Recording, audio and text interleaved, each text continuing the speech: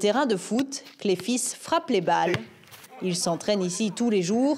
Jouer au foot, un rêve devenu réalité pour ce sportif de 21 ans. C'est une passion depuis que j'étais encore petit.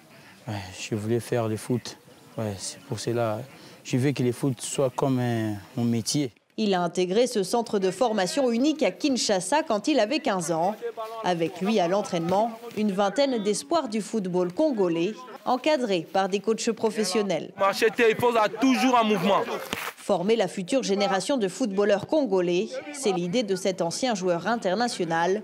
En 2016, il fonde son académie de foot, fruit d'un partenariat avec un club de Kinshasa. Moi qui suis passé par l'INF Clairefontaine, l'un des meilleurs centres au monde, en revenant au Congo, j'ai compris qu'il était aussi important pour moi de rendre ce que j'avais reçu. Ces garçons ont le droit d'avoir cette chance-là. Financé sur fonds propres, le centre, situé en plein quartier populaire de Kinshasa, accueille 60 joueurs. Mais Olivier aimerait en accueillir plus.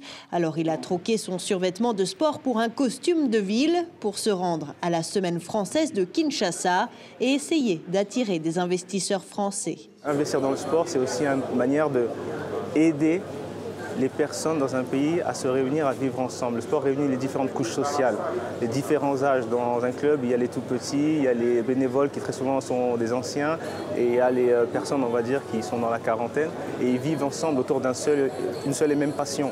Et c'est un petit peu ça, je pense, la force du sport. En République démocratique du Congo, rares sont les entreprises françaises qui investissent dans le sport. La part belle revient aux télécoms et au pétrole. Mais avec son académie de foot, Olivier entend porter haut les espoirs de la jeunesse congolaise.